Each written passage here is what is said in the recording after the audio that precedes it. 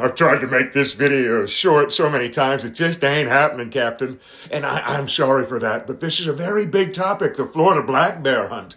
And I love the fact that there are commenters that are for the black bear hunt, and there are commenters that are not for the black bear hunt. And I came across as pretty inflammatory. For a reason, I am not for the black bear hunt, but I'm for hunting. And I love that we can have these discussions and we can all still get along, because I'm torn as well. I'm for hunting. I'm not against hunting, but I'm not for hunting the black bear right now in Florida. And I'm going to try to tell you why. You guys might have to help me out by hurrying up and listening, though.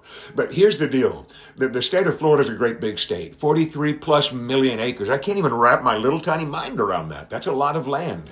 And if people tell you that these bears have nowhere to go, they're misinformed at best, because 87.6% of Florida right now in 2025 is currently undeveloped. 87.6% or so. All right, so there's a lot of space for these bears to go. But why are we having these problems that are completely out of proportion to the amount of bears that we have? We have less than 5,000 bears, they say.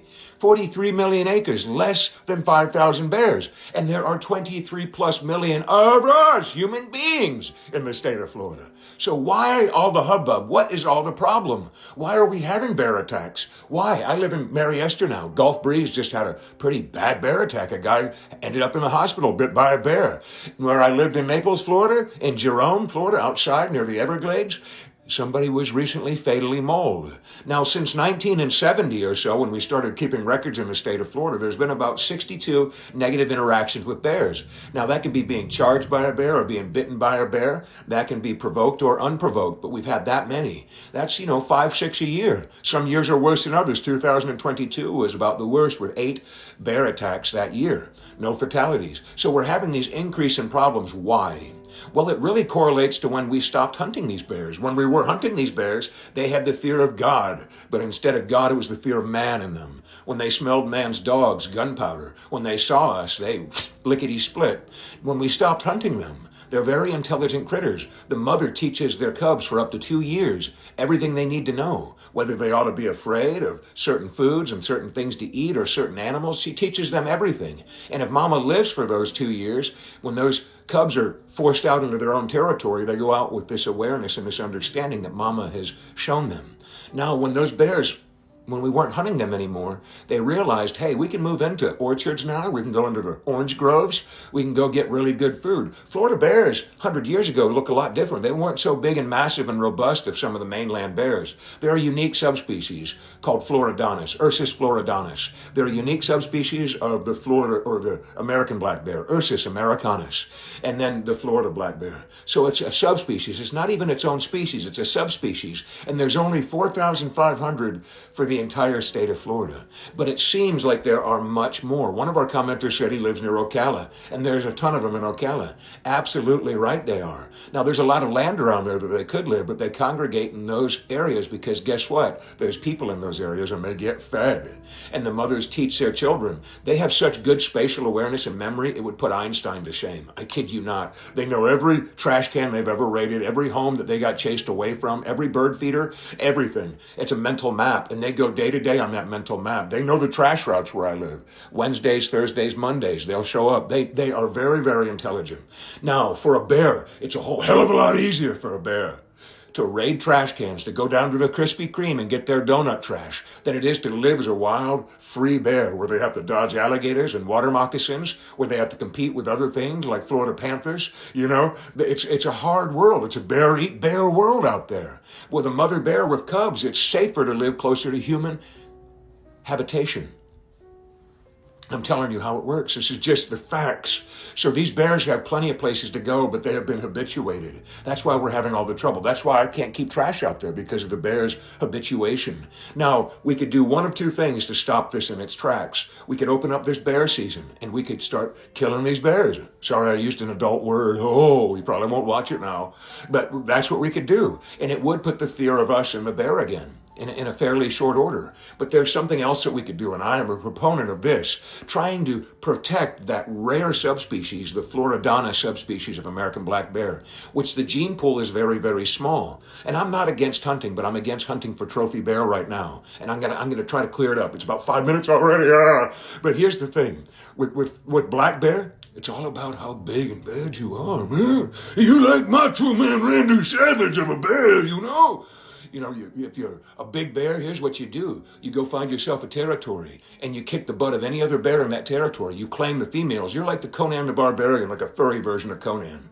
When you find a tree that you want to mark, you scratch on that tree. The bigger you are, the higher up that scent goes. You claw, you reach. It's all about how big you are. And those big bears are the ones that get to mate with the females. They get to disseminate their seed. The winner, the victor go the spoils. I kicked your hind end, now I take your lady.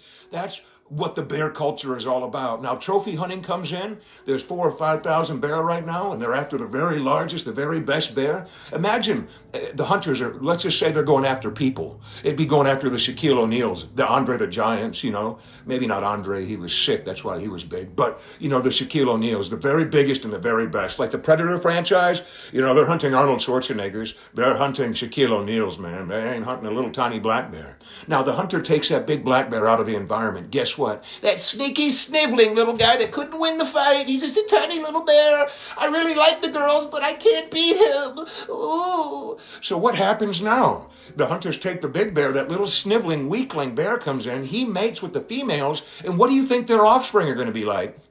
We take after our daddy. Oh. That's what they're going to be like.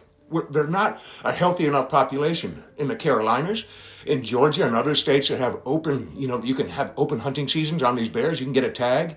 They've got 20,000 plus bears, guys. And those are not unique subspecies. Those are just regular old Ursus americanus. They're not Florida black bear. That's why, in 7 minutes or so, why I don't believe we're ready for this Florida black bear hunt. The solution, real quick, the solution. Other states and other countries have done this successfully. But you see, opening up a bear season is going to bring money and more revenue in. It does bring money, it brings revenue. And certain people are going to get the revenue. It's not going to be the bears and the people that are trying to fix this mess, but it will pay somebody. I'll tell you about where that money will go later. But make a long story short, that would fix the problem pretty quick. Within a few generations, we wouldn't have as much trouble with the bears as we're having. But other states and other countries have figured something else out. To protect their bear, to protect their bears, the bears were there first, they haze the bears. They pay money, and it's expensive at times. They have teams of people like myself with specially trained dogs, flare guns, noisemakers, paintball guns, mace, bear spray.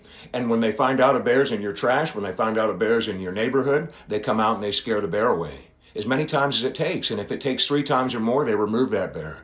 Sometimes euthanizing if it's absolutely necessary, but only as a last resort. They move those bears to wild lands, and if the bear comes back after that, then sometimes they will be removed from the environment. But this has proved effective in grizzly bears. This has proved effective in black bears, where they're having issues with black bears and polar bears. It would work in the state of Florida, but it would cost money. Hunting would bring in revenue. This would actually cost. Another thing that could absolutely fix it would be educational programs, that they actually prioritize education for a change, teaching people about bear-proof cans, paying, instead of those flimsy garbage cans we have that do no good, the city or the state, some of that money we spend on taxes, they actually buy bear-proof cans. They tell people, don't put your bird feeders out. If you get caught feeding these bears, like Susan Kehoe in New Jersey, you're going to go to jail for it. Stop feeding these bears your leftovers and your trash. Make it more of an offense to do that. There's education, and then hazing these bears. It will fix the problem. I promise, it will fix the problem. Within 5 generations or so, we will not have a lot of the problems that we're having right now. Bear will they'll understand their place once again, and they will realize that human beings are not an easy way, that we're a hard way. We are not an easy source of food, but we are trouble. We are a greater predator. We're a threat to them again. That's what it would take, and that's what I think we should do. Sorry it's long, guys, I know.